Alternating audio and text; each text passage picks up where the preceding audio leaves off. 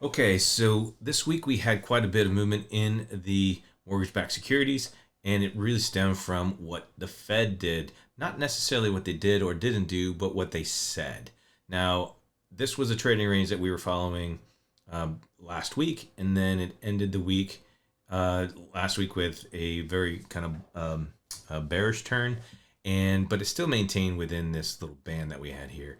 So when we hit Monday, it opened low towards the bottom of this range here, and it was still pending what was going to be happening with the Fed, and everybody was kind of looking to see what's going on. And as the week went on, there was more and more talk about future rate hikes, but there was pretty much almost baked in no chance that the Fed was going to raise interest rates this meeting. So why, when they actually came out and had a announced what they were going to do, did this happen? And this was a major drop in the mortgage-backed securities. And the reason for that is because instead of saying, hey, we're going to pause and we're not going to do any future hikes, they came out and said, yeah, we plan on doing future hikes, probably one more rate hike before the end of the year. So keep in mind that all of these are investments, and because they're investments, investors react to what the Fed says. And the Fed said, hey, we're going to raise interest rates, again before the end of the year, instead of saying, hey, we're going to wait and see what the economic indicators say,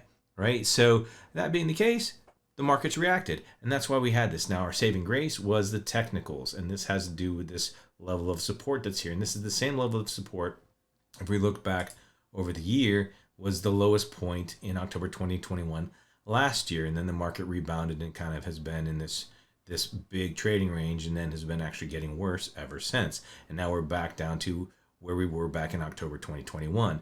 Now, this is a major level of support. If it were to break below this, we would be in some pretty significant trouble, because the rates would drop significantly. So I believe that this is going to be something that's holding tight. This is, when you go into technical analysis, potential reversal signal, but it's really difficult to say. It really depends upon what is going to be coming out in the news. If it does manage to break past this, we're going to have these different levels of resistance as we move back up. Maybe we can change this trend. Up to this point, it has been a downward trend. If we can break past this, there'd be a lot of room to the upside, and that's what we're all hoping for. Now, in addition to this, there's something called a dot plot that goes out there, and basically what it's saying is that next year, most of the Fed members are saying that they're going to begin to do rate cuts. That is possible. Now, what happens between now and then is anybody's guess, because anything in the fundamentals could happen, anything in the news, anything in the economy. But in general, the consensus is that rates are going to get better.